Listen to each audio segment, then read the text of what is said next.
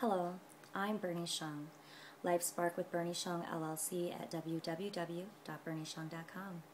Today is Tuesday, February 8th, 2011, and this is episode 9 of Get a Life Spark. Thank you everybody who chimed into episode 8 last week. I shared very intimate and personal information that a very good friend of mine had almost taken their life when I was gone on vacation in Vegas the other week. It was a very difficult week, but I'll be happy to note that this person is seeking professional attention, actually today, and another friend of mine and I have banded together to help support this person to have a good recovery process. And so I want to thank every single one of you, those who reached out to me to give me your love, encouragement, and support as I went through that experience. It was a first time for me, and I really wanted to use that time to be transparent and share that information with you, because you'd be surprised.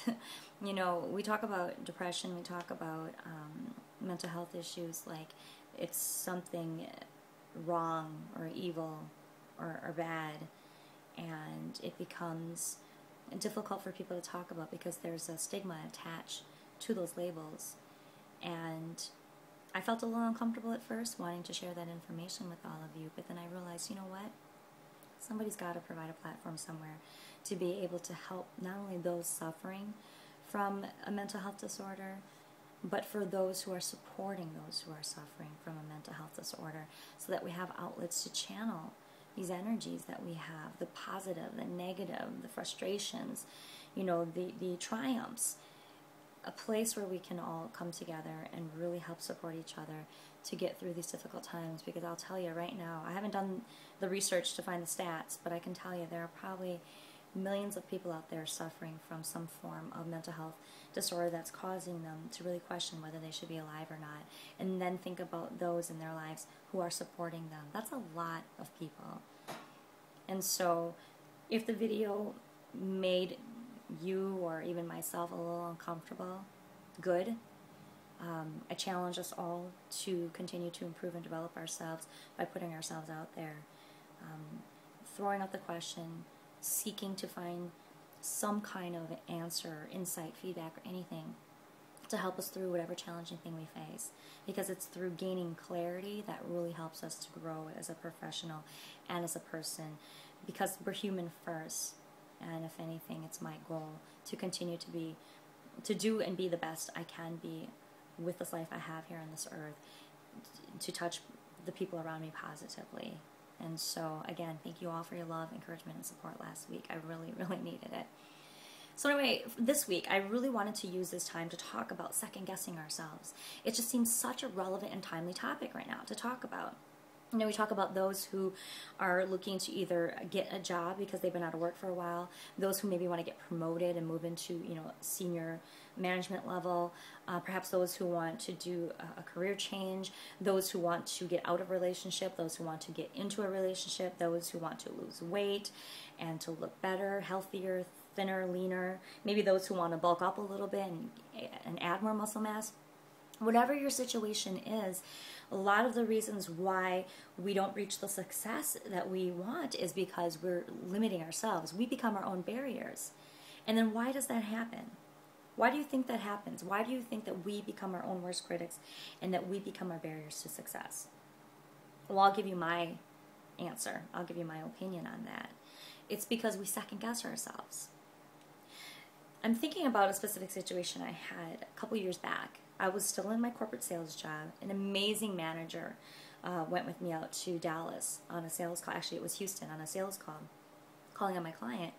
And I was to pitch to him the final solution that we were offering him for his relocation program. And I remember feeling so confident. I technically knew my product and service. I'm really good with people, so I was really good at building rapport, building the relationship, speaking articulately and intelligently to the product and service, and, you know, just really felt that I did such a great job presenting myself in the organization while I was there. My manager only came because he was newer to the business than I was, and so he was trying to learn a little bit about how we pitch the products and services, but then also to kind of, you know, observe and coach me too on my sales and business savvy, because that's where he was strong. So where I was strong was the technical end, where he was strong was really the sales and business side of things, being the director of our sales department. Anyway, I felt so good coming out of the meeting. We were driving back to our hotel in the rental car, and I asked him for his feedback. We got along really, really well. And I said, hey, so how do you think I did? Sitting here patting myself on the back, thinking that, okay, he's going to give me awesome feedback. And he gave me the most profound feedback I'd ever received from a sales manager. And it was tough because I got beat up. I got beat up pretty bad. But he basically said, you're competent, you're sharp, you're sophisticated, you got the look, you got the sound, you're great, seriously, so please don't get me wrong when I tell you this. But perhaps consider some of your word choices next time you present a solution, because just you adding one or two words in which you had to say completely discounted your value as a salesperson to your client. And I don't think you even realized it, because you did such a great job of conducting yourself. But that one or two words, I caught it. And that to me says, I don't think I really know the solution, but here's my opinion. Customer, it's up to you to decide what you want to do, because you know better.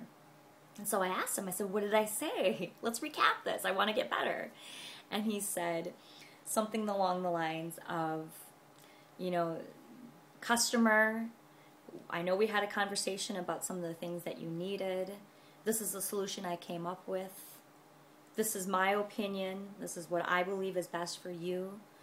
But at the end of the day, it's really your decision to move forward with this or not, though I believe this is the solution you should go with. And it was simple weasel words like, it's just my opinion, using the word just, or my opinion, or it's up to you to decide. Little did I know that me trying to be polite to this customer by using terms that I thought was good mannerism, actually, to my manager's point, was discounting my value as a consultant for this person. And then my manager went on to say, shame on us if we are being paid to be the consultant, paid to give them a solution, and we walk in there and we say, oh, this is just my opinion, but at the end of the day, it's up to you to decide because you know better. Shame on us. It was a very, very hard lesson for me, because at that time it was very difficult for me to receive constructive criticism, and I had been passive-aggressive for a very long time in my life and in my family. It was hard to be as assertive, and I had been developing my assertiveness over time.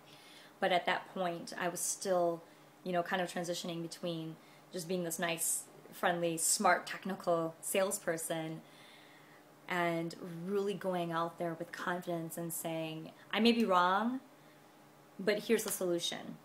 And I urge you to go with the solution. It'll be the best choice for you. Because if I don't have confidence in my solution, what makes my client really believe that the solution is the right thing if I just gave them permission to discount my value? It was the best advice I'd ever received.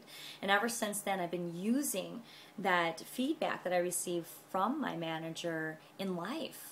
Anytime I feel like I'm second-guessing myself, even as a person, not even just in business, I ask myself, do I really believe this is something that is of value? Do I really believe I am of value? How strong is my conviction about this topic that I'm talking about? Or, whether it's a product or service I'm selling, whether it's my take on a certain, topic about a religious, political, or non-political, non-religious thing. Whatever the case is, how strongly do I believe in what I'm saying and what I'm buying into? Because if I strongly buy into it, then why am I afraid to have confidence when I express to another person, this is my belief. I may be wrong, but I strongly believe this to be right and this to be the best thing for you. Therefore, this is what I'm suggesting to you. I strongly urge this for you because I want what's best for you. So ever since then, I really did change my word choices as I started to talk to people on a personal level and on a professional level. And I don't know if my manager even realizes how strongly that feedback impacted me, but to this day, I think of that example And I remember, don't second guess yourself. Believe in yourself. Show strong conviction. And if you're wrong, you know what? You're wrong. But chances are you might actually be right. And if you don't go with what you believe in and exude that confidence and express yourself, what ends up happening? We usually end up going, well, that's not fair. I was thinking the exact same thing, but when so-and-so said it, they believed them. And when I was thinking it, or when I was trying to kind of say it, nobody believed me. Well, you know why? Because people don't believe you if you don't believe in yourself. You have to talk and act with conviction so that people around you can buy into what you're saying, but you have to first buy into it. So that is my piece of advice for today. That's one of the greatest lessons I've ever learned in my life. I hope this helps you in some way. Everybody, I am moving this weekend. However, I will be continuing to check my website, my Facebook, my LinkedIn, my Twitter, my MySpace for questions or comments that you have that I can share on episode 10 next week. So please feel free to chime in. I love hearing from you. Thank you so much for the love, encouragement, and support. Have a wonderful week. Go Packers for winning the Super Bowl. I'm so happy about that, being a Green Bay native. I was born and raised there. So again, everybody, thank you so much. Go to www.bernixiong.com to look at the rest of the video blogs you may have missed in the past, to leave a comment or question, or to just check it out and see what's going on there and see how I can serve you. Thank you, everybody. Bye-bye.